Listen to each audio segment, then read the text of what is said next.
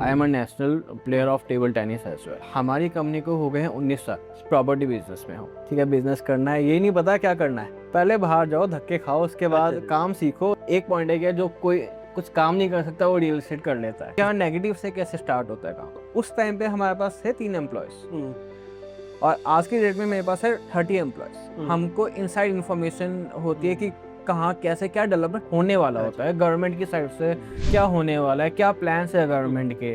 Suppose 2031 का master plan है, उसमें क्या क्या चीज़ें आनी है हमें पता है। एज ए कस्टमर नहीं पता होगा, वो चीज़ हम बताएंगे। आप सक्सेस से नहीं सीखते, फेलियर से सीखते हैं।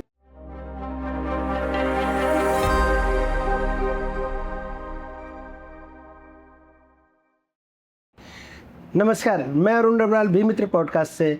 आज हमारे साथ नए गेस्ट मिस्टर असीम अत्री जी हैं, जो United Prop Solution Private Limited से और लोगों को बहुत अच्छी एडवाइस और प्रॉपर्टी का काम करते हैं। कैसी प्रॉपर्टी लेनी चाहिए, क्या होने चाहिए, ये इनकी एक्सपर्टाइज है। Welcome mister Aseem Atri ji. Thank you for having मी।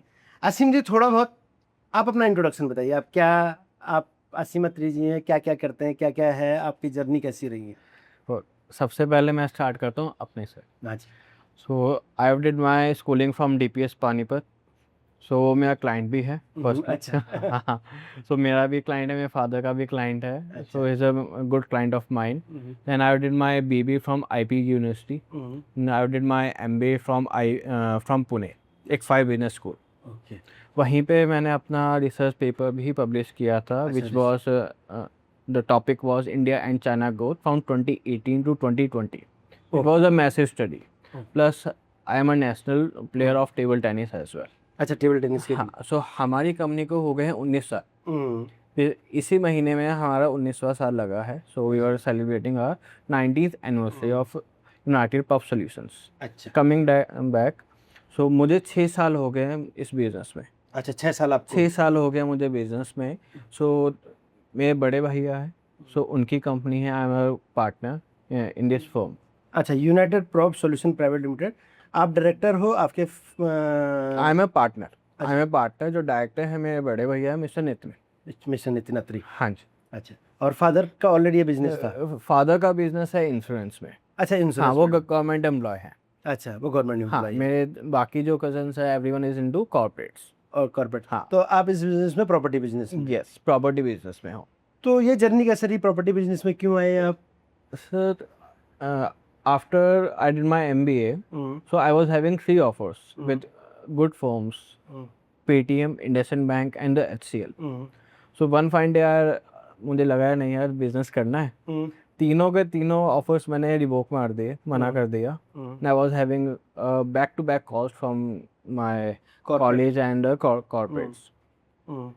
ठीक है, बिजनेस करना है, ये नहीं पता क्या करना है, बट ये है कि बिजनेस करना है, धंधा करना है। और धंधे से अच्छा कोई काम नहीं है। अच्छा, किसी के नीचे काम नहीं कर सकता। अच्छा। मैं चला गया गुड़गांव भैया के पास। मेरे जो बड़े भैया, उन्होंने कहा यहाँ नहीं करना काम, पहले बाहर जाओ, धक्के खाओ, उसके बाद काम सीखो, उसके बाद आप आओ, वरना अपनी कंपनी में कोई काम नहीं कर सकता। मैं भी इसी स्ट्रेटजी को बोलता हूँ कि अगर आप अपने बिजनेस में आ रहे हो तो उससे पहले कहीं जॉब जरूर करनी चाहिए। तो आपको ये पता चल जाए कि आपने एम्प्लॉयज के साथ कैसे बिहेव करना है, क्या इवेंचुअली। सो मेरा जो पैकेज था डबल डिजिट्स में था। सो उसके बाद जब मैं यहाँ पे आया, सो 15-20 हज़ार में मैंने अपना काम स्टार्ट किया था, जॉब किया था। और इस बिजनेस में सबसे एक पॉइंट है कि जो कोई कुछ काम नहीं कर सकता वो रियल एस्टेट कर लेता है। बट अगर मैं हाँ जी, रियल एस्टेट लोन्स में ये 2-3 फील्ड है जिनमें कोई भी जा सकता है। हाँ, कोई भी जा सकता है। एंट्री बैरियर कोई नहीं है। एंट्री बैरियर कोई है ही नहीं। कोई भी जिसने कुछ पढ़ाई भी नहीं की वो भी जा सकता है। बिल्कुल राइट। बट मैंने MBA किया हुआ, एक वो प्रेस है मेरे पास। उसके बाद मैं रोड से स्टार्ट किया हुआ काम मैंने, और उसके बाद 15-20 हज़ार की सैलरी, जहाँ मुझे 2 महीने पहले डबल डिजिट की जॉब छोड़ के आया हूँ, मैं रोड पे खड़ा हूँ ग्रोसर लेकर, वहाँ से स्टार्ट किया। अच्छा। वहाँ से मुझे पॉजिटिव चीज़ ये थी, मुझे ये पता चला कि कैसे ज़ीरो भी क्या, नेगेटिव से कैसे स्टार्ट होता है काम। अच्छा। तो जॉब की मैंने 2 कंपनी, मिड स्मॉल सेगमेंट की कंपनी थी, मिड सेगमेंट की कंपनी थी। फिर लास्ट जो कंपनी थी that was JLL, John slang LSR। World की नंबर 1 रियल एस्टेट कंपनी है। हाँ, बिल्कुल। इन तीनों चारों कंपनी का मुझे बेनिफिट ये मिला कि मुझे ये पता चला छोटी कंपनी में कैसे काम होता है, मिड सेगमेंट में और लार्ज कंपनी में कैसे काम होता है। ठीक। सो इसमें मार्केटिंग है, सेल्स है, एवरीथिंग। कॉलिंग से लेकर मैंने हर एक छोटी से छोटी चीज़ मैंने इसमें सीखी। जेएलएल में कितना टाइम काम किया? जेल में मुझे हुआ 1.5 साल का। अच्छा, तो जेएलएल के तो मल्टीपल वर्टिकल्स हैं, 36 तो आप verticals कौन सा हैं। वर्टिकल्स में काम करते आई हैं? Was into residential real estate. Residential real estate, sales, purchase या मेंटेनेंस या एडमिनिस्ट्रेशन, या उनके तो बहुत सारे मेंटेनेंस वगैरह बहुत सारी चीजें से बहुत सारे हैं। I was into sales. Sales, new sales, new residential में। यस। तो आपने उसमें 1.5 साल काम किया? 1.5 साल उसके काम बाद? किया। उसके बाद फिर भैया का कॉल आया कि बहुत काम सीख लिया, अच्छा अच्छा अब आ जा। अच्छा। सो उस टाइम पे हमारे पास थे 3 एम्प्लॉयज और आज की डेट में मेरे पास है 30 एम्प्लॉयज, हो, बहुत बढ़िया। जिसमें मार्केटिंग इन हाउस है मेरे पास। मैंने एक हेड रखा हुआ है जो पूरा का पूरा ऑफिस कैटर कर रहा है, पूरा वही संभाल रहा है। अच्छा। सो हम उनसे हर एक एम्प्लॉय का देखते हैं कि वो क्या कर रहा है। अच्छा। पहले खाली हम हर एक एम्प्लॉय से, जो 3-4 एम्प्लॉय से, हम ही उनसे कह रहे कि कितना काम है, क्या काम हो रहा है, कैसे हो रहा है, एवरीथिंग। अब हम खाली एक ही पॉइंट ऑफ कांटेक्ट है मेरा, चाहे वो मार्केटिंग है, चाहे सेल्स के बंदे हैं, चाहे हायरिंग है, सब उसकी जिम्मेदारी है। तो एज ए छोटा सीईओ की वो कर सकते हैं, एक वो पोजीशन आपने उनको दे रखी है। बिल्कुल। अब एक चीज़ समझते हैं, आपने 2-3 कंपनीज में काम किया, एक जेएलएल में किया, एक वर्ल्ड के टॉप ग्रेड कंपनीज में जो रियल एस्टेट में, उससे नीचे 2-3 कंपनीज में, तो क्या डिफरेंस लगा आपको? और तीनों में आप रिटेल सेक्टर रेजिडेंशियल में थे, सेल्स में, तो तीनों में क्या डिफरेंस लगा आपको काम करने का? अगर मैं बात करता हूँ छोटी कंपनी, इसमें छोटी कंपनी में अगर एज अ किसी को काम सीखना है, छोटी कंपनी में सीखेगा। अच्छा। और वो जो काम नहीं भी है उसका वो भी करेगा, बिल्कुल करेगा, जो कि मैंने किया। हाँ जी। और बड़ी कंपनी में जो आपका KRA है, खाली आप वही करेंगे, उसके अलावा आप कुछ भी नहीं कर पाएंगे। अच्छा, तो सीखने के लिए छोटी कंपनीज में ज़्यादा मिलता है? छोटी कंपनी में आपको 110% आपको सीखने को मिलेगा। अच्छा। तो दूसरी आपकी जो कंपनी है यूनाइटेड प्रॉप, ये क्या क्या काम करती है? टोटल आपका ओवरव्यू क्या है इसका? सर, हम गुड़गांव में रियल एस्टेट कंसल्टेंट है, only in the Gurgaon part. Only Gurgaon? Only Gurgaon. So future में हमारा प्लान है, will be expanding into tier E cities like Pune, Bangalore, क्योंकि आपका एक जगह पकड़ होना बहुत इंपॉर्टेंट है। As a real estate guy, as a consultant, real estate consultant, आपकी पकड़ होना बहुत जरूरी है। अगर कस्टमर के लिए कोई भी प्रॉब्लम आया, मेरा एक कॉल जाएगा, सारे काम हो जाएंगे। That is a service we provide. अच्छा। ये हमने 19 साल में कमाया है। अच्छा, तो 6 साल आपके हैं, इससे पहले 13 साल आपके ब्रदर वगैरह इसी इंडस्ट्री में थे? इसी इंडस्ट्री में है। सो वो बिल्डर भी हैं, हम as a United we are builder as well. हम प्लॉट लेते हैं, देन फिर हम उनको कंस्ट्रक्ट करते हैं, उस बिजनेस में भी है, वो सेपरेट बिजनेस है हमारा। लेकिन जो मेन हमारा ब्रेड एंड बटर है वो रियल एस्टेट कंसल्टेंसी है। कंसल्टेंसी को हम ब्रोकिंग से अलग, और कंसल्टेंसी में क्या डिफरेंस है? सर, ब्रोकर क्या बोलेगा, आपने कॉल किया, ठीक है ये बजट है, आओ जी मैं दिखाता हूँ और ठीक है आप बता देना। कंसल्टेंसी में मैं कभी भी क्लाइंट को साइट पे नहीं बुलाऊंगा, या तो मैं उनके ऑफिस जाऊंगा या वो मेरे ऑफिस आएंगे। अच्छा। पूरा ब्रेक डाउन करूंगा कि उनकी क्या रिक्वायरमेंट है, कितना लोन है, उनका क्या पर्सपेक्टिव है, अगर वो इन्वेस्टमेंट है, शॉर्ट टर्म है, लॉन्ग टर्म है, अगर एंड यूजर है तो वो बिल्कुल रेडी टू मूव इन देख रहे हैं या थोड़ा सा वेट कर सकते हैं, या अंडर कंस्ट्रक्शन देख सकते हैं, पेमेंट अपफ्रंट कितनी है उनके पास, और पेमेंट टर्म्स क्या वो देख रहे हैं। सो ये सारा चीजें मैं पहले रिक्वायरमेंट नोट डाउन करूंगा, उसके हिसाब से मैं उनको, अगर एज ए ले मैंने आपको गुड़गांव का नहीं बता, पहले मैं मैप बताऊंगा गुड़गांव में क्या डेवलपमेंट हो रहा है, बिकॉज गुड़गांव कैसा है, पहले कैसा है, इन फ्यूचर प्लान्स कैसे हैं, क्या क्या गुड़गांव डेवलप हो रहा है, ऑब्वियसली।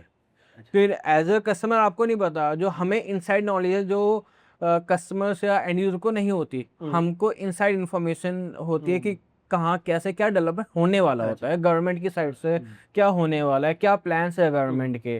सपोज 2031 का मास्टर प्लान है, उसमें क्या क्या चीजें आनी है हमें पता है, एज ए कस्टमर नहीं पता होगा, वो चीज हम बताएंगे। अच्छा। अब सपोज लोग कहते हैं मानेसर नहीं जाना, सोना नहीं जाना, क्यों नहीं जाना, क्योंकि बहुत दूर है।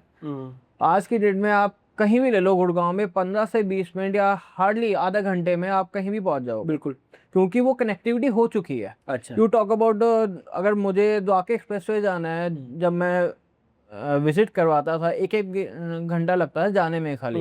आज मैं 20 मिनट में पहुंचता हूँ via SPR and CPR Dwarka express way. हाँ जी। पहले हाईवे नहीं था। आज की डेट में हाईवे इतने मेंटेन्ड है, आपकी 80-100 की स्पीड पे गाड़ी चलेगी, आपको आधा घंटा लगेगा। पर जो प्राइसिंग का डिफरेंस है, हर कोई सोचता है मुझे एक्सटेंशन या गोल्फ कोर्स के ऊपर चाहिए, बट क्या वो आपकी पॉकेट अलाउ कर रही तो है? हम इसको इस तरीके से मान के चले, आपको बीच में वो कर रहा हूँ, हाँ, नहीं, कि आप पहले कस्टमर की प्रोफाइलिंग करते हैं, Obvious. उसके रिक्वायरमेंट क्या है, उसके फाइनेंशियल्स क्या है, उसकी फैमिली बैकग्राउंड्स क्या है, और वो किस प्लान के अकॉर्डिंग प्रॉपर्टी लेना चाह रहा है। राइट। कि एंड यूज है, इन्वेस्टमेंट है, या फ्यूचर के हिसाब से वो कोई पर्टिकुलर इवेंट के हिसाब से प्रॉपर्टी ले रहा है कि मैं उस इवेंट के लिए इस प्रॉपर्टी को यूज करूंगा। तो ये सारे रिक्वायरमेंट लेने के बाद, आप उससे मिलने के बाद, उसके बाद आप उसको प्रपोज करते हो कि Right. तुम्हें क्या लेना चाहिए। हाँ, और ब्रोकर क्या करता है फिर? ब्रोकर करता है, ठीक है, मैं इतना बजट है, कॉल किया, हाँ जी सर मेरा इतना बजट है, आप प्रॉपर्टी देख रहे हैं, ठीक है आइए मैं दिखा देता हूँ। अच्छा, वो सीधे साइड पे वो बुला देगा। सीधा साइड पे बुलाता है, ये नहीं पता उसका क्या पर्सपेक्टिव है। मांगा उसने रेडी टू मूव इन, बुला लेता अंडर कंस्ट्रक्शन के लिए। हम ऐसे करते तो ही नहीं ब्रोकर है। अपने फायदे के हिसाब से वो बेचता अपने है। फायदे के हिसाब तो से आप करता है। कंप्लीटली कंसल्टेंसी देके कि भाई उसके सारे अप्रोचेस को ध्यान में रख के, फ्यूचरिस्टिक प्लान करके, कि कल भी ये कस्टमर मेरे पास रिटेन होता रहे, उस हिसाब से Right. आप कंसल्टेंट्स के बीच। इसी के ऊपर मैं एक चीज और ऐड करूंगा। बताइए। सो हम बिल्डर्स के साथ टाई अप है हमारा। You talk about top A and A+ grade builders, DLF, Adani, MR, Oberoi, एमक्रिम, Smartworld, top A grade builders. B and C grade का हम नहीं करते। अच्छा। बिल्कुल भी नहीं करते हम, बिकॉज हमारी 19 साल की गुडविल है, मेरे कस्टमर्स का फीस मेरे पे है, मेरी कंपनी के ऊपर है। ये तो हो गया अगर सपोज कस्टमर ने हमसे ले लिया, उसके बाद 90% ब्रोकर एग्जिट, फोन नहीं उठाएंगे आपका, सर्विस नहीं है। अच्छा। मेरे पास डेडिकेटेड RM आपके पास जाएगा, अगर उसके बाद RM जाएगा, मेल जाएगा मेरी कंपनी की साइड से वेलकम ऑनबोर्डिंग का टू यूनाइटेड प्रॉप सॉल्यूशंस। अगर वो इन्वेस्टर है तो जब तक वो रीसेल नहीं होगा, we have a separate reselling team. 90% channel partner का हो, ब्रोकर का हो गुड़गांव में, they don't have a resale team, खाली वो दिलाते हैं, दे डोंट हैव एन। लेकिन रीसेलिंग भी तो अगेन आपका बिजनेस है ना, क्योंकि कहीं ना कहीं उसके में ऑब्वियसली उनको लगता है नहीं यार मुझे खाली प्राइमरी सेल करना है, अच्छा, उसके बाद वो एंटरटेन नहीं करते, और मेनली वो फोकस करते हैं डेवलपर। अच्छा। हम तो दोनों डेवलपर के साथ ही एसोसिएट और डेवलपर के बेनिफिट की बात करते हैं, कस्टमर के बेनिफिट की बात नहीं करते। हम इस तरह से ले सकते हैं कुछ? बिल्कुल ले सकते हैं। एक सिंपल लैंग्वेज में आप देखो, जहाँ पे उसका ज्यादा प्रॉफिट आ रहा है, ज्यादा पैसा बन रहा है, वो वहां जा रहा है। हम B और C और A ग्रेड बिल्डर में क्या डिफरेंसेस आते हैं नॉर्मली? सब ब्रांड्स का डिफरेंस है, क्वालिटी है आपकी, मेन है क्वालिटी और टाइमली डिलीवरी। अगर हम अंडर कंस्ट्रक्शन की बात करते हैं, सो मेन है आपका ब्रांड वैल्यू। अगर आप बिल्डर लोगे, आपको डिफरेंस आंख बंद करके आप लोगे नहीं। वाई? क्योंकि मेरे को अपनी रिक्वायरमेंट के हिसाब से, और क्या है, एक बार आप अपनी इसका ट्रैक रिकॉर्ड क्या है, कैसा, सारी चीज मैं भी देखूंगा। Birla as a brand, Adani as a brand, DLF as a brand, अगर आप देखते हैं, बिल्कुल बहुत पुराने ब्रांड्स ये ब्रांड्स है, ये अपनी इमेज के ऊपर कभी हैम्पर करेंगे? नहीं करेंगे। नहीं करेंगे, right. Delivery on time, quality बिल्कुल मेंटेन्ड होगा, कस्टमर का फेस है, क्योंकि इनके और भी लैंड पार्सल है, उनको और भी डेवलपमेंट करना है, बिल्कुल। और they are not strict towards only in the Gurgaon part, और भी एरिया में इनको काम करना है, बिल्कुल। सो इवेंचुअली फेस वो करना पड़ेगा। तो इनमें प्राइस का क्या डिफरेंस होता है ऑलमोस्ट, अगर हम इन दोनों की बात करें तो? सर प्राइसिंग का हम ऐसे कंपेयर नहीं कर सकते, it depend totally on the location. अगर हम A लोकेशन में बात करते हैं, A लोकेशन में A कैटेगरी है, B कैटेगरी, C कैटेगरी, अच्छा, तो प्राइस का कितना 15, 20, 25% का कितना का डिफरेंस आएगा? बिल्कुल डिफरेंस होगा आपका, 20 से 25%, 15% का भी डिफरेंस होगा। एंड सेकेंड, अगर आप कोई ब्रांड का प्रोडक्ट ले रहे हैं, सो आपका जो रीसेलिंग है वो हमको नहीं करना है, मेरे पास इवेंचुअली डिमांड आएगा कि मुझे यहाँ पे चाहिए, वो इवेंचुअली रीसेल होगा। अच्छा। अब एक चीज और समझते हैं, आपकी कंपनी, आप कह रहे हैं 19 ईयर्स पहले, तो कि कंपनी की ग्रोथ स्टोरी कैसे रहेगी? 19 साल पहले कैसे स्टार्ट हुई, किस किस सेगमेंट में काम करी, और क्या क्या सेगमेंट में अभी कर रही है? सर जब मेरे भैया आए थे गुड़गांव में, सो उन्होंने रेंट का काम स्टार्ट किया था, उसके बाद वो सेल के ऊपर गए। सो पहले कोई ऑफिस नहीं था, फिर उसके बाद ऑफिस किया उन्होंने, देन उन्होंने पहले हार्डली खुद ही काम करते थे और एक दो दोस्त मिलके काम करते थे, और आज की डेट में 30 लोग की टीम है मेरे पास, मार्केटिंग टीम है, HR टीम है मेरे पास, एक ब्रांच हेड है, मेरे 2 ऑफिस है गुड़गांव में, मेरा एक गुड़गांव में कौन कौन सी लोकेशन में एक सेक्टर 56 में ऑफिस है हाँ। और एक 65 सन सिटी टावर्स में ऑफिस है, 312A ऑफिस नंबर। अच्छा ठीक है जी, ये 2 ऑफिस है मेरे। ठीक। अब आपने छोटे छोटे ब्रोकिंग इससे स्टार्ट करके अब अपने हाँ। ऑफिस में तो अगर मैं अवार्ड्स की बात करता हूँ, हम्म। ट्रम्प के टॉप पार्टनर है एमस्ट्रीम, Smart World, Adani, Birla, Ganga. Smart World एम3 एक ही है सर, या अलग अलग है या दोनों का कोलैबोरेशन है? सर सेम ही कंपनी है। सेम ही कंपनी हाँ, हस्बैंड वाइफ कंपनी है। अच्छा जी, ठीक। हाँ। ओके। सो जितने भी डेवलपर्स हैं सबके हम टॉप पार्टनर हैं। हाँ तो इनके साथ अभी आप एज और अभी आप कह रहे थे हम लोग कंस्ट्रक्शंस में भी हैं आप लोग हाँ, कुछ? कंस्ट्रक्शन में भी है। सो हम प्लॉट लेते हैं, 200 गज का, 500 गज का प्लॉट लेते हैं और हम वो बिल्ड करते हैं, उसके बाद हम सेलिंग करते हैं, फ्लोर वाइज सेल करते हैं। एक अब आपके थोड़ा सा टफ क्वेश्चन करते हैं। हाँ जी। कि फ्लोर वाइज प्रॉपर्टी लेनी बेटर है या फ्लैट वाइज? आप तो दोनों चीज बेचते हो। और बल्कि मैं फ्लोर तो खुद बनाता हूँ। हाँ वही। एज ए इन्वेस्टर आपका पैसा में हमेशा बढ़ेगा हाई राइज में या कॉन्डोमिनियम्स में। अच्छा। Reason of amenities. Amenities plus लोग इन्वायरमेंट ढूंढते हैं, अपने लाइक सोसाइटी ढूंढते हैं। बिल्कुल। उसके एनिमिटीज हैं जो बहुत सारी जो इवेंचुअली लाइक माइंडेड लोग उनको चाहिए इवेंचुअली। अगर मैं बिल्डर फ्लोर्स की बात करता हूँ, ठीक है, आपको एरिया ज़्यादा मिल जाएगा बट आपको कोई एमिनिटीज नहीं मिलेगी, आपको कोई safety, security, power backup, water supply, इसमें प्रॉब्लम रहेगा ही रहेगा। आपका कार पार्किंग का प्रॉब्लम है, आपको एक कॉल करना है सोसाइटी में, आपका सारी फैसिलिटीज़ आपको मिल जाएगी। सपोज आपका टैप चल नहीं रहा या रात को आपको बिजली चली गई, वैसे लाइट जाती नहीं है सोसाइटी में क्योंकि पावर बैकअप है 24/7, आपका रात के 11 बजे मेंटेनेंस टीम आ जाएगी। ये डिफरेंस है कॉन्डोमिनियम्स में एंड अगर आप बिल्डर फ्लोर लेते हैं। अब इसी को एक दूसरी तरीके से समझते हैं, कौन लोग फ्लोर्स प्रेफर करते हैं और कौन लोग फ्लैट प्रेफर करते हैं? ये कस्टमर सेगमेंटेशन कैसे है या आप लोग किसको कौन सी चीज अप्रोच करते हैं? बिल्कुल, देखिए जो दिल्ली के लोग हैं मेनली, जो कोठी में रहते हैं, जो आपका सपोज साउथ दिल्ली के पीतमपुरा लोग से, साउथ दिल्ली से, राजौरी गार्डन से, पंजाबी बाग से, रोहिणी से जो जा रहा है गुड़गांव में, पिछले 5-6 सालों में बहुत लोग शिफ्ट हुए हैं, बहुत अशोक बिहार से। उसमें से आपका 20% लोग they are incline towards the floor अच्छा। एंड रेस्ट आपका हाई राइज में जा रहे हैं, फ्लैट्स में जा रहे हैं। अब एक और चीज़ आती है मिक्स कॉन्सेप्ट, हाइब्रिड होता है, लो राइज और आपको एमिनिटीज भी मिलती है of a society, that is low rise concept. अच्छा। अब सेल्ट होता है और 4 फ्लोर होता है। अडानी में बहुत बनाए हैं, बिरला ने बनाए हैं, स्मार्ट वर्ल्ड ने बनाए हुए हैं, एमथिम ने बनाए हुए हैं, so there are multiple builders ने बनाए हुए हैं। तो उनके एफएआर इम्पैक्ट नहीं करते? छोटी राइज बना के तो उनका जो उन्होंने एफएआर लेना है उससे इम्पैक्ट नहीं करता क्या? इवेंचुअली करता है। अब एफएआर क्या होता है? एफएआर इज आप कितना फ्लोर्स बना सकते हैं, वो आपको ग्राउंड उसके हिसाब से आपको कितनी आप परसेंटेज ले सकते हो। हाँ, दैट इज पूरा गवर्नमेंट के ऊपर होता है। जी। अब एक एरिया का आपका एफएआर खत्म हो गया, उसके बाद आपका लो राइज ही आ सकता है। फॉर एग्जांपल हम बात करते हैं सेक्टर 79 में, आज के डेट में वहाँ पे हाई राइज का एफएआर खत्म हो गया। अच्छा। अच्छा, यानी एक सेक्टर का एफएआर सेक्टर का भी फिक्स है, एक पर्टिकुलर बिल्डर के लिए आपने नक्शा पास कर उसका फिक्स है, अलग इस तरह से? बिल्कुल है। अच्छा, हर एक चीज फिक्स है आपकी। तो एक सेक्टर का एफएआर खत्म हो गया अगर हाई राइज का, तो अब लो राइज ही आएंगे? लो राइज ही आएंगे आपके, हाई राइज आ ही नहीं सकता आपका। चलो, ये बड़ी नई इन्फॉर्मेशन है हमारे लिए, मेरे को भी ये चीज़ पता नहीं थी।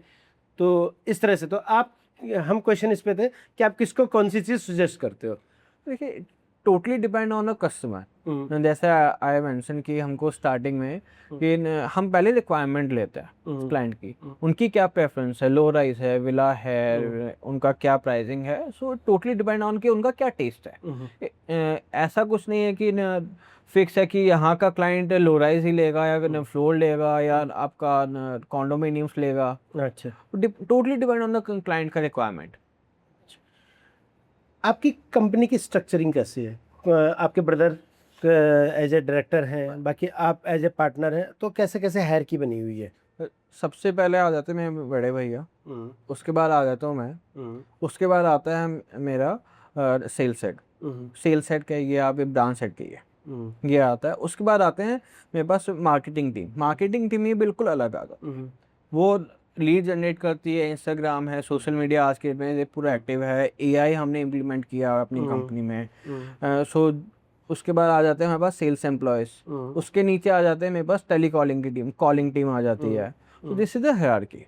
अच्छा, अपना जो एम्प्लॉई है उनके लिए एचआर मैनेजमेंट या कंपनी के उनकी मैनेजमेंट किस तरह से रखते हैं आप लोग, क्या करते हैं, किस तरह से करते हैं? नई हायरिंग जो वो है, कई एग्जिट करते हैं, वो दूसरी कंपनी ज्वाइन कर देंगे, उसके लिए क्या उस तरह से फिर क्रिएट हमने इंसेंटिव पॉलिसी बनाई हुई है हमारी कंपनी में। कोई भी सेल होता है सो उनको एक रिवॉर्ड मिलता है एज एन, ठीक है। सो वो हम इनकलकेट किया हुआ है अपनी कंपनी में। सो उससे क्या, एक सेल तो ठीक है, दैट इज अ प्रोसेस, वो क्या है उनका, बट इवेंचुअली उसके एक्स्ट्रा क्या मिल रहा है, so this is the incentive जो उनको मिलेगा हमसे। उसके अलावा हम उनको टूर्स एंड टिप्स में लेकर जाते हैं, बाकी कुछ पार्टीज हम करते हैं, दिस इज सम एंगेजमेंट्स। और बाकी जो हमारा ब्रांच हेड है वो एंगेज करता रहता है एम्प्लॉयज़ के साथ, और एवरी डे कोई भी प्रॉब्लम आती है वो उनके पास जाता है, सो या वो आ जाते हैं। तो पूरा फ्रेंडली एनवायरनमेंट है हमारी कंपनी का, कि ऐसा नहीं कि पूरा कि कॉर्पोरेट वाला कल्चर हमने इनकलकेट नहीं किया, यानी हमने दोनों चीज हाइब्रिड मॉडल रखा है, हाइब्रिड दोनों किया हुआ है। नॉर्मल कल्चर भी और एक कॉर्पोरेट कल्चर। बिल्कुल। अपनी गवर्नमेंट पॉलिसीज रेगुलरली हरियाणा में काफ़ी पीछे भी चेंजेस हुई, उनका कोई क्या इम्पैक्ट पड़ता है अपनी मार्केटिंग्स पे या किसी चीज़ पे? तो देखिए, गवर्नमेंट का जैसा अभी फेसबुक है, इंस्टाग्राम, मैं पहले आपका मार्केटिंग से स्टार्ट करता हूँ। फेसबुक और इंस्टाग्राम डेली चेंज होता है, उनका एल्गोरिथम चेंज होता है। सो मेरी मार्केटिंग टीम पूरा ऑनबोर्डेड है, सारे स्किल्स हैं उनके पास, वो डेली अपडेट आते हैं उनके पास, सो वो अकॉर्डिंगली वो चेंजेस करते हैं। अगर मैं बात करता हूँ प्रॉपर रियल एस्टेट या गवर्नमेंट की क्या चेंजेस आ रहे हैं अभी, क्या इम्पैक्ट पड़ा? फॉर एग्जांपल अभी हम बिल्डर हैं, राइट? हाँ, अभी 3 फ्लोर बैन है गुड़गांव में। पहले के बाद चौथा बैन है 3 के, हाँ, 3rd फ्लोर तक का बना सकते हैं, चौथा बैन हो चुका है आपका। नहीं, बैन तो नहीं है, लेकिन शायद उसमें पॉलिसी है कि पड़ोसी है परमिशन देगा, कुछ बिल्कुल की है, कुछ आपको एफआईआर ना बोलने का दूसरा तरीका है। ना बोलने का दूसरा तरीका हो गया, और अभी तो बैन ही है, एक्चुअली बैन में है। आपको लेफ्ट से एनओसी चाहिए, राइट से एनओसी चाहिए, उसके बाद एफआईआर चाहिए। तो बहुत टिपिकल हो चुका है। अगर हम कंस्ट्रक्शन लाइन की बात करते हैं, टिपिकली लो राइज में अगर हम फ्लोर बनाना चाह रहे हैं, तो उसमें बहुत प्रॉब्लम आ रहा है टू डू और बिजनेस, क्योंकि हमारा जो प्रॉफिट है वो चौथे फ्लोर पे ही है, चौथे फ्लोर, और वो बैन है। तो अभी हमने क्या किया, अभी हमने खाली प्लॉट ले रखे हैं, जब आएगा देन विल डू। तो आज अगल बगल वालों को भी तो बनाना हो तो एनओसी नहीं देते क्या? तो उनका बने हुए हैं। अच्छा, उनके बने हुए ना। आप देखिए, सपोज एक रोड के ऊपर सारा बना हुआ है, एक प्लॉट मैंने ले लिया, राइट से भी एनओसी चाहिए, लेफ्ट से भी एनओसी चाहिए, और वो एनओसी का अमाउंट वो मेरा पूरा चौथे फ्लोर का प्रॉफिट ले रहे हैं। अच्छा, वो किस लिए? क्योंकि खाली पड़ोसी है। गुड़गांव की प्रॉपर्टी में लीगल क्या प्रॉब्लम्स आती है नॉर्मली? क्या लीगल प्रॉब्लम्स क्या सर, है? अगर हम ओल्ड गुड़गांव की बात करते हैं, वहाँ पे लीगैलिटीज़ की इशू है। क्यों? अगर हम बात करते हैं जो पहले के सेक्टर्स कटे हुए हैं, उनमें लीगैलिटीज इशू है, क्योंकि एक प्रॉपर्टी मल्टीपल टाइम बिका हुआ है। सो जो पूरा चेन हमको देखना होता है, क्योंकि अगर चेन में से एक भी पर्सन मिसिंग है तो प्रॉपर्टी में लीगैलिटी इशू आना ही आना है, क्योंकि वो हमको वो उस कस्टमर के डॉक्यूमेंट्स भी अटैच करने होंगे। अच्छा, वहाँ पे वो इशू आता है। अगर हम बात करते हैं सोसाइटीज़ की बात करते हैं, लीगैलिटीज़ में कोई इशू नहीं है। आपका वेलकम लेटर जाता है, आपका सारी कितनी पेमेंट कर रखी है उसकी रिस्पॉन्स होती है, फिर बीबीए होता है आपका। अंडर कंस्ट्रक्शन में there is a BBA which is builder buy agreement. ये तहसील में होता है, this is equivalent to registry.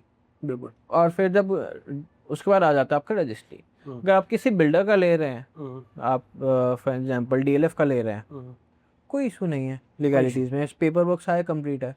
अच्छा, तो अब हम लीगल लोगों को अगर आपसे नहीं ले रहे प्रॉपर्टी की, कहीं और से ले रहे हैं, तो उनको क्या चेक्स रखने चाहिए प्रॉपर्टी देखने से सबसे पहले लोकेशन, अपना बजट बिल्कुल फिक्स करो। 10-20% आपका प्लस माइनस चलता है, बट अगर आप 2 करोड़ का बजट है, आप ले रहे हैं 4 करोड़ की प्रॉपर्टी, अच्छा, तो वो मैं सजेस्ट नहीं करूँ, क्योंकि एट दी एंड लायबिलिटी आपके ऊपर है। आप लोन ले लेंगे, कुछ भी चीज़ आज की डेट में बहुत 90% चीज़ें आपकी लोन के ऊपर जा रही है। बिल्कुल, 90% आपके यहाँ भी लोन्स में ही लेते हैं। लोन्स में हो रहा है आज की date. I am not talking about the Gurgaon market, मैं नॉर्मल कम्युनिटी की बात कर रहा हूँ। लोन की लेवरेजिंग के ऊपर काफी चीजें मार्केट चलती है आपकी। लोन की वजह से मार्केट, वो भी अगर लोन बन गया तो सारी की सारी मार्केट क्रैश कर जाएगी इवेंचुअली।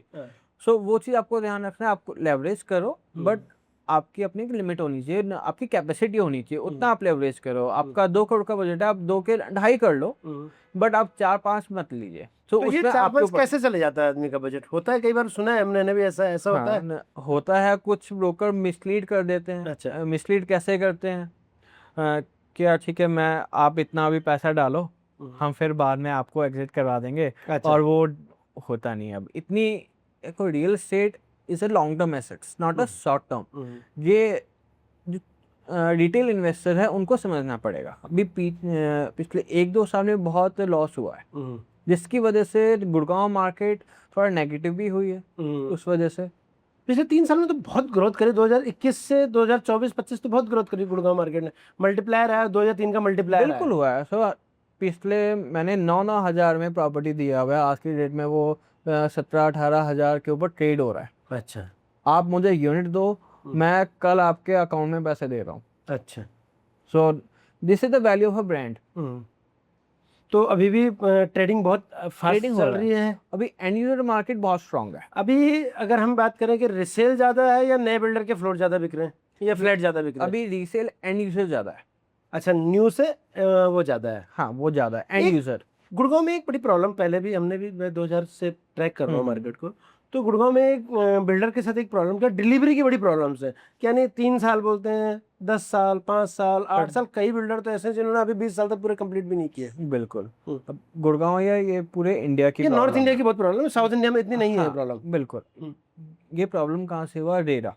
तब से रेरा ये प्रॉब्लम नहीं हुआ। पहले क्या होता था, सपोज एक्स बिल्डर ने एक लैंड लिया, अपने कस्टमर को बेचा, और उसके बाद वो दूसरी लैंड ले ली उनके पैसों से, फिर तीसरी ले ली। कैसे बनाएगा? उसके पास तो पैसे नहीं, उसने तो इन्वेस्टर के पैसे से ही पैसा बनाया ना अपने लिए। दूसरी लैंड ले ली, वो बना ही नहीं पाएगा। बिल्कुल। अब रेरा क्या करता है, देयर इज एस्क्रो अकाउंट। आपका प्रोजेक्ट का पैसा इन्वेस्टर वो वहीं पे ही जाएगा, आप कोई और लैंड नहीं ले पाओगे उससे। सपोज हम XYZ बिल्डर ने एक लैंड लिया, बिल्कुल इन्वेस्टर का पैसा आया, वो उसी अकाउंट में जाएगा। अच्छा। वो अपना दूसरी लैंड नहीं ले पाएगा उससे। अच्छा, जो पहले यही होता था कि यहाँ का पैसा दूसरे कहीं और। अब ये इस चीज़ को, अब जो पुराने बिल्डर हैं जिनके पास लोगों ने पैसा लगाया, अब उनके वो फ्लैट्स फंसे हुए हैं कि वो फ्लैट्स डिलीवर भी नहीं, उनका पैसा भी लगा हुआ है, ब्याज भी जा रहा है और सारी चीज़ें हो रही हैं। तो उनके लिए क्या सॉल्यूशंस गवर्नमेंट ला रही है? कुछ लोग आप लोग कर रहे हो? गवर्नमेंट ला रही है उसके लिए, जो एक स्वामी फंड के थ्रू। राइट। स्वामी फंड का मतलब यही है कि वो बना नहीं पा रहा, तो गवर्नमेंट फंड कर रहा है उनको बनाने के लिए। अच्छा। और अदरवाइज कोई और सॉल्यूशन है कि जो, जैसे मेरे पास फ्लैट है, अगर गुड़गांव में एक बिल्डर का फ्लैट है, मैंने उसकी 50% पेमेंट दे दी है, अब स्वामी फंड से बनेगा, लेकिन अब मेरे को मजबूरी है कि मेरे को पैसे निकालना, क्योंकि कई बार बहुत सारे लोग स्टक हो रखे हैं। तो उनके लिए कोई सॉल्यूशंस हैं, बीच के रास्ते हैं कोई, कि जैसे कोई उसको परचेज कर ले, या रिसेल हो रही है उनकी, या कुछ? सर उसमें रीसेल कैसे होगा? पॉसिबल ही नहीं है रीसेल होना। अब एज अ कस्टमर मैं तो अपने कस्टमर को नहीं फंसाऊंगा ना वहाँ पे। मैं तो हम ब्रांड एक ही चीज डील करता हूँ। अगर कोई इन चीज में इन्वेस्ट करना चाहे तो इन्वेस्टमेंट सेफ है या नहीं है? बिल्कुल नहीं, बिल्कुल नहीं जाना चाहिए। बिल्कुल। क्योंकि अगर हम उसकी करेंगे, उन्होंने कॉस्ट में भी वहाँ पे 5,000 रुपये के प्राइस में परचेज किया, और जो 5,000 रुपये बेच रहे हो तो तब भी सेफ नहीं है।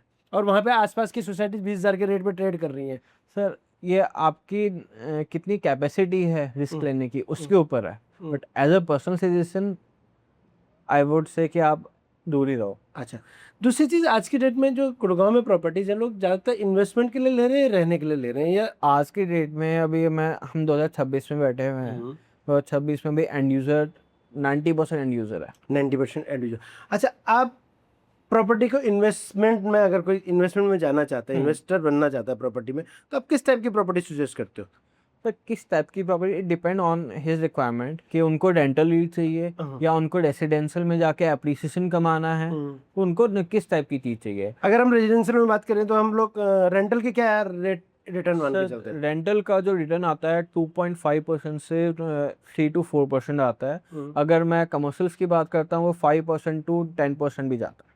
5%? तो 5% में किस टाइप के ब्रांड्स होते हैं, 10% में किस टाइप के ब्रांड होते हैं? सर मैं ब्रांड्स की ही बात कर रहा हूँ, जो कि आपका ऑलरेडी लीज आउट ब्रांड होता है। अगर हम बैंकिंग के, बैंक का सबसे कम ROI होता है, क्योंकि वो लॉन्गर पीरियड के लिए आपके पास आएगा और एक स्टेबल वो है। स्टेबल है तो आपका 4 से 5% का आरओआई आएगा। अगर मैं रिटेल की बात करता हूँ वो 6 से 7% का आएगा आरओआई। अगर मैं ऑफिस स्पेस की बात करता हूँ वो 7 से 10% का आरओआई आ जाता है उसमें। अच्छा, तो जो बड़े कॉर्पोरेट हैं अगर वो ऑफिस स्पेस है तो उनमें भी 7 से 10 की रिटर्न्स आ जाती है, बिल्कुल आ जाता है। और प्रॉपर्टी की एप्रिसिएशन अलग है। वो अलग। असीम जी, हमने अभी आपसे एक चीज़ पूछना चाह रहा था कि जो बहुत सारे मॉल्स वगैरह आते हैं वो 2% 3% मंथली, यानी 24 से 36%, और जब तक डिलीवरी होनी तब तक की रिटर्न्स की, उसके बाद वो कुछ और रिटर्न्स की कमिटमेंट करते हैं, लेकिन वो बोलते हैं हम वर्चुअल स्पेस देंगे। तो इस टाइप की प्रॉपर्टी की क्या इन्वेस्टमेंट के हुए मैंने बहुत सारे लोग फंसे हुए भी देखे, उसके बाद वो अपनी मर्जी से प्रॉपर्टी खरीदते और बेचते हैं उस स्पेस को। देखिए एक एनएसएड के ऊपर बहुत मशहूर कमर्शियल था। हाँ, सो वहाँ पे बहुत इन्वेस्टर फंसे हैं। हाँ, उन्होंने 20 महीने 36 महीनों का आश्वासन दिया था अपने इन्वेस्टर्स को कि हम इतना रेंटल देंगे आपको। ठीक। बट वो आज की डेट में पूरा केस चल रहा है। आप गूगल करेंगे आपको इन्फॉर्मेशन मिल जाएगा। अच्छा। अब बात करते हैं हम वर्चुअल स्पेस की। अब मैंने स्टार्टिंग में बोला था ब्रांड वैल्यू क्या होता है, ये इम्पोर्टेंट है ब्रांड। अच्छा। अगर मैं बात करता हूँ गुड़गांव में जो कमर्शियल्स की बात करते हैं, जो ब्रांड आपको ब्रांड ला सकता है आप उनके साथ जाइए।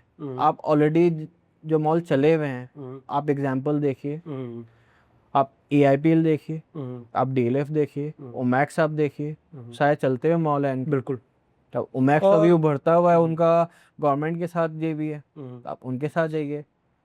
एंड जो आपका वर्चुअल है वो आप खाली रेंटल पर्पस के लिए लिए के लिए। लेकिन उसका रिसेल कैसा है? उसका रिसेल बड़ी इम्पॉसिबल चीज हो जाता है, क्योंकि थोड़ा आपने आगे difficult है। 8 या 1000 रुपए 10,000 में लिया, वो इसी रेट पे बिकता है फिर दोबारा, क्योंकि वो तो सामने वाले की वो हो गई ना एक तरीके से। एप्रिसिएशन होता है बट रीसेलिंग में थोड़ा प्रॉब्लम आता है, थोड़ा डिफिकल्ट है। थोड़ा डिफिकल्ट है। एक सिंपल चीज़ आप देखिए ना सर, अगर मैं वर्चुअल स्पेस की बात करता हूँ गुड़गांव में, आज वर्चुअल स्पेस द्वारका है, गुड़गांव है, यहाँ पे 40-50 लाख में मिल रहा है। एज अ रिटेल इन्वेस्टर छोटा इन्वेस्ट मैं करना चाह रहा हूँ, कुछ मिलता है इस रेट के ऊपर? नहीं।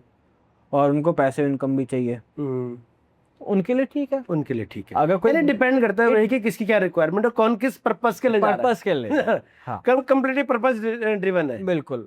अब एक चीज और समझते हैं, जैसे हम लोग मॉल्स की बात कर रहे हैं, हाँ। कॉमर्शियल्स की बात कर रहे हैं, तो हमने जो मेरा अपना असेसमेंट है, हमने बहुत सारी चीज़ें कि एक मॉल की लाइफ 5 साल से लेकर 7 8 9 साल तक होती है, उसके बाद मॉल डंप हो जाता है, नया मॉल स्टार्ट हो जाता है। आप क्या मानते हैं इस बात का? ऐसा नहीं है, ऐसा नहीं है। कमर्शियल इन्वेस्टर बहुत डिफरेंट हम पर्टिकुलर मॉल की बात कर रहे हैं, हाँ। कॉमर्शियल प्रॉपर्टी ऑफिस स्पेसेस की बात नहीं, ऑफिस स्पेस तो लॉन्ग टर्म चलता हाँ, मैं रिटेल की बात करता हूँ।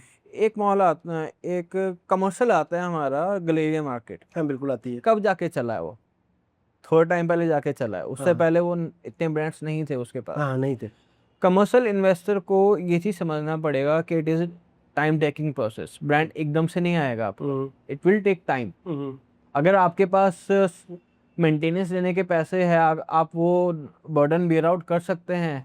अगर ब्रांड आया या नहीं आया आपको मतलब नहीं है, so you can go for the commercial investment, आपको रिटर्न बहुत अच्छा देकर जाएगा। अच्छा।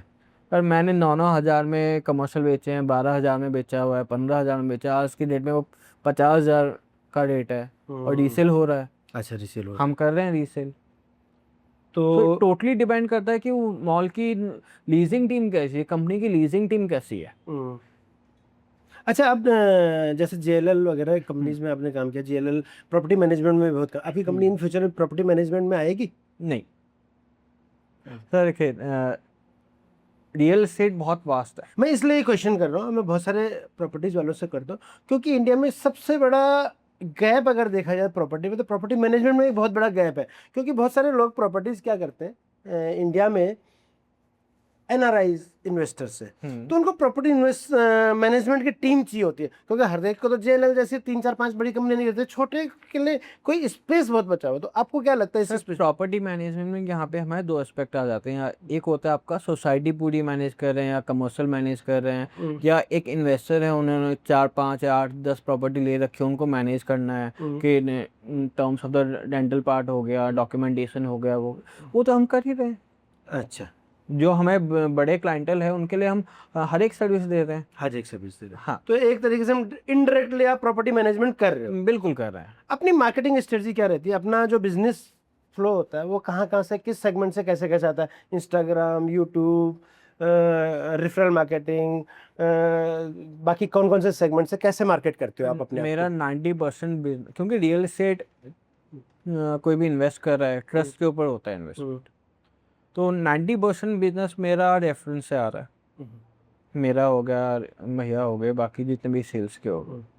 उसके बाद आता है हमारा मार्केटिंग टीम।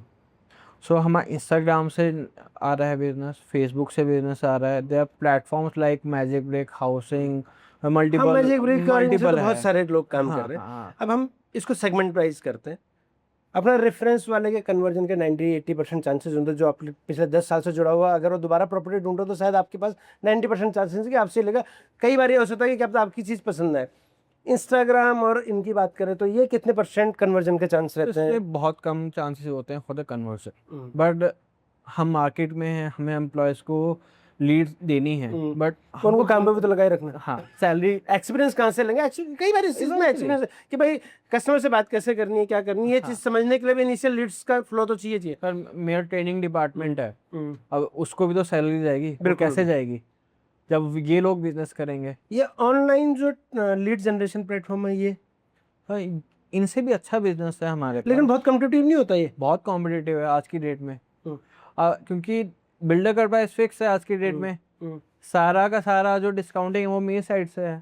सो यहाँ पे फेकनेस बहुत है, अच्छा। मिसलीडिंग इंफॉर्मेशन बहुत है। अच्छा। अब 90% लोग बोलते हैं यार सर 15,000 का रेट है, आ जाओ, ठीक है, आ गए वो। अच्छा। उसके बाद बैठेंगे, ये एडिशनल कॉस्ट है, ये अच्छा, इतने अच्छा। 4 से 5 एडिशनल कॉस्टिंग आ जाता है। तो वो कुल मिला के 18 से 20,000 का रेट। मैंने अपनी कॉल पे बोल दिया सर 18,000 का रेट है, मेरे पास नहीं आएगा, वो उसके पास आएगा। तो अगर मैं एज ए इन्वेस्टर आ रहा हूँ, मैं इन्वेस्टर है, मेरे को प्रॉपर्टी खरीदना, मैं एंड यूजर भी उसको, तो मेरे को सबसे पहले क्या चीज़ देखनी चाहिए लोग कि किस, अगर मैं किसी ऑनलाइन प्लेटफॉर्म, लीडिंग प्लेटफॉर्म में जाके अपनी लीड हो करता हूँ, तो मेरे को जो सामने वाले कॉल कर रहे हैं उसके साथ क्या चेक करने चाहिए कि मेरे को किसके साथ जाना चाहिए? ऐसे उसकी बात करते हैं सर। ये तो आपके ट्रस्ट के ऊपर है कम्प्लीटली। आपको ट्रस्ट किसी ना किसी के ऊपर तो करना पड़ेगा। चेक क्या करने चाहिए? चेक पॉइंट्स क्या होने चाहिए? आपका बेसिक उनका इंस्टाग्राम देखिए, सोशल मीडिया देखिए, उनके क्या फीडबैक है वो देखिए। बट इवेंचुअली आपका हर एक का प्लस माइनस होगा फीडबैक में। आप कोई भी बड़ी से बड़ी कंपनी देखिए, सबका प्लस एंड माइनस फीडबैक है, किसका नहीं है? बिल्कुल होगा। अगर आपको कन्विक्शन ड्यू डिलिजेंस अपने एंड पे फिर भी करना चाहिए। चाहिए। कितने टाइम से एस्टेब्लिशमेंट है, कब से काम कर रहा है, कौन टीम में मेंबर है, किस टाइप के लोग हैं, ये Right. चीज़। अच्छा, प्रॉपर्टी का जो आप लोग यूनाइटेड प्रॉप सॉल्यूशंस में, इसका फ्यूचर क्या लगता है आपका? प्रॉपर्टी कंसल्टेंसी का बिजनेस का क्या फ्यूचर लगता है? जैसे मैंने अभी आपको बताया, सो हमारा टारगेट है कि अदर सिटीज़ में भी जाने का नियर फ्यूचर, लाइक आपका Bangalore, Pune, Mumbai, Noida. So we have a target कि हमको यहाँ पे जाना है, इन सिटीज़ को भी टैप करना है। बिल्कुल। सो वहाँ पे भी हम 40-50 people we will on board. Okay, तो फ्यूचरिस्टिक। और आपको प्रॉपर्टी मार्केट का फ्यूचर क्या लगता है? इंडिया का भी बढ़ेगा, घटेगा, क्या होगा, या सरकार आने जाने पे डिपेंड करेगा? उसके ऊपर कोई डिपेंड नहीं होगा सरकार के ऊपर, क्योंकि गुड़गांव का हो आप या कहीं की भी प्रॉपर्टी मार्केट के, हम अगर आपने प्रॉपर्टी मार्केट का वर्ड यूज़ किया तो मैं प्रॉपर्टी मार्केट के बारे में ही बताता हूँ। तो ये ऐसी इन्वेस्टमेंट है जो हर कोई कर रहा है। अच्छा। जिसके पास भी पैसा इकट्ठा हो गया वो सबसे सेफ इन्वेस्टमेंट। आपको सोना ऊपर नीचे होगा नहीं होगा पता नहीं, लोगों को स्टॉक का पता नहीं है आज की डेट में। फिर भी आज की डेट में काफ़ी एजुकेशन हो गया, अवेयरनेस आ गया स्टॉक मार्केट का, बट बहुत रिस्की है। प्रॉपर्टी ऐसी चीज़ है, आज नहीं कल तो बढ़ना ही है। अच्छा, तो इसलिए प्रॉपर्टी मार्केट का। अब एक छोटा सा क्वेश्चन इससे आएगा, प्रॉपर्टी इन्वेस्टमेंट को आप लॉन्ग टर्म मानते हो या short term? Long term. Long term, ऐसा क्यों? शॉर्ट टर्म कभी है ही नहीं। जो शॉर्ट टर्म कह रहा है वो आपके साथ गेम प्ले कर रहा है। अच्छा, एक चीज़ और इस दूसरे तरीके से समझते हैं। आज मैंने 1 करोड़ की प्रॉपर्टी ली और मेरे को रजिस्ट्री मिला के आज वो 1 करोड़ 10 लाख की हो गई। अगर मैं इमीडिएट फंड की रिक्वायरमेंट आ गई तो मेरे को तो फिर 1 करोड़ की बिकेगी, 10 लाख तो मेरा वो है, लॉस हो गया पहले दिन। रजिस्ट्री अगर आप अंडर कंस्ट्रक्शन ले रहे हैं या रेडी टू मूव इन, इसके ऊपर डिपेंड करता है। अच्छा, अंडर कंस्ट्रक्शन में आपकी इमीडिएट वैल्यू डाउन नहीं हो रही, लेकिन अगर रजिस्ट्री वाले में तो अब इमीडिएट आपकी वैल्यू डाउन होगी। अगर आप रेडी टू मूव इन ले रहे हैं तो आपका 2.5 से 3% का ही आपका एप्रिसिएशन है, जो रेडी टू मूव इन का इन जनरल होता है। अगर आप अंडर कंस्ट्रक्शन ले रहे हैं 4 गुना 5 गुना भी प्रॉपर्टी हुई है, पर वो अच्छे ब्रांड की, अच्छा ब्रांड, और अच्छा ब्रांड रातों रात बिकेगा। अच्छा, चेक पहले चले जाता है, वो भी वापस आ जाता है कई बार। हाँ, बहुत बार हमारे साथ भी हुआ है। हाँ, वो कहाँ होता है जहाँ पे ओवर सप्लाई हो गया, यानी सप्लाई कम है, लोग ज्यादा है। लोग ज्यादा है। वो कहाँ पे होता है? जो ब्रांड है, जिन्होंने अच्छा बनाया हुआ है। अब डीएलएफ है, डीएलएफ हमें बेचना नहीं है, बेचना नहीं है लोगों को आपने सप्लाई वो करनी है, सुनिश्चित करनी कि भाई इनको मिल जाएगा बस। ये बात है, ये कॉन्फिडेंस है, ये कॉन्फिडेंस होना चाहिए। डीएलएफ हम बेचते ही नहीं है। अच्छा, डीएलएफ नहीं, हम कस्टमर आता है हमारे पास, हाँ हमें डीएलएफ चाहिए, हाँ ठीक है, भाई ये अवेलेबल है, ये लेना तो ले लो, नहीं तो नहीं है। हाँ, डीएलएफ के साथ ये है। अच्छा, गुड़गांव का फ्यूचर क्या लग रहा है अभी आपको? स्ट्रॉन्ग है फ्यूचर। कहाँ पे अब नया एक्सपेंशन कहाँ पे आ रहे हैं, किस तरह से? मानेसर, सोना। मानेसर एंड सोना। अब वहाँ पे एवरेज प्राइसिंग क्या आ रही है? मानेसर में अभी एमक्रेम और स्मार्ट वर्ल्ड का 150 एकर्स का टाउनशिप है। अगर हमें गुड़गांव मानेसर साइड में जाना तो फेयर इन्वेस्टमेंट कितनी अमाउंट होनी चाहिए, यानी कितने वाले को इन्वेस्टमेंट करनी चाहिए? 1 करोड़, 2 करोड़, 2.5 करोड़, कितने इन्वेस्टमेंट वाले को जाना वहाँ चाहिए? पे आपको जो इन्वेस्टमेंट आपकी 1.5 से 2 से स्टार्ट हो जाती है। अगर मैं Manesar this is the basic start, basic starting. ऊपर कहीं भी चले जाओ, ऊपर तो कोई लिमिट ही नहीं है आपका। अभी वहाँ पे 3 करोड़ 4 करोड़ की भी चीजें हैं। इवेंचुअली और भी डेवलपमेंट होना है, अलग अलग बिल्डर्स आने हैं वहाँ पे। सो दिस, ये आपका फर्स्ट मूव एडवांटेज है अगर हम मानेसर में जा रहे हैं। आपको 6 साल हो गए टोटल बिजनेस को, आपके 19 साल हो गया बिल्कुल। इसको। इसमें कभी ऐसा आया है कि हमारे लो हुआ हो, बिजनेस डाउन हो गया हो, कुछ झटके लगे हो, ऐसा कुछ आया है? सर, बिजनेस है, ऊपर नीचे तो अगर नहीं होगा तो कहाँ जाएंगे। अच्छा, ऐसा कोई स्टोरी याद हो आपको, कुछ चीज़ हो, कोई बताना चाहते हो? स्टोरीज तो मल्टीपल है, कहाँ कहाँ से स्टार्ट करें, बट इवन चीज़ें वही हो जाती है कि हमको वापस ट्रैक पे आना होता है। आप सक्सेस से नहीं सीखते, फेलियर से सीखते हैं। बिल्कुल। जितनी आप देखें ना, कितनी मूवीज बनी है सक्सेस के ऊपर, फेलियर के ऊपर कितनी मूवीज बनी है। बिल्कुल, जब तक आप फेल नहीं होंगे आपको एक्चुअल चीज मूवी का रियलाइज तो नहीं फ्लो होगा। ऐसे ही चलता है, स्टार्ट होती है, फेलियर आता है, फिर सक्सेस होता है, एक चाहे वो किसी भी टाइप की मूवीज हो। हाँ, एक मूवी है 12th फेल, 12 फेल आई थी। बुक एक्चुअल में 11th फेल है वो, हाँ, बुक का नाम। हाँ, 11 फेल। तो उस मूवी में दिखाया गया है, गरीब घर का इंसान है, उसके बाद वो टॉपर आ जाता है, उसके बाद वो पूरा सक्सेसफुल हो जाता है इंसान। अब ये तो सक्सेस हो गया, अब उस फेलियर, एक्चुअली आपको फेलियर स्टोरीज आप देखो, उससे आपको सीख मिलेगी। अच्छा, अपना टर्निंग पॉइंट को जो हमने अचानक इंक्रीज किया, वो कोई ऐसा बिल्डर के साथ, किसी के साथ अटैचमेंट हुई और अपना बिजनेस अचानक ग्रो कर गया, ऐसा कुछ? सर, अगर मैं बिल्डर्स की बात करता हूँ, हम स्मार्ट वर्ल्ड एमकेम के साथ बहुत अच्छा काम कर रहे हैं आज की डेट में। माने कि जिनके एडिशन से अचानक आपका बिजनेस मल्टीप्लाई हो गया हो, ऐसा हाँ, कुछ? एमकेम और स्मार्ट वर्ल्ड स्मार्ट वर्ल्ड से बहुत अच्छा बिजनेस हुआ है। अभी उनका प्रोजेक्ट आया हुआ है GIC, अच्छा, गुड़गांव इंटरनेशनल सिटी मानेसर में, ऑफ 150 एकर्स। अच्छा। अब एमकेम और स्मार्ट वर्ल्ड जो मिस्टर पंकज बंसल है, उनका विजन बहुत स्ट्रांग है, दैट फ्यूचर ओरिएंटेड।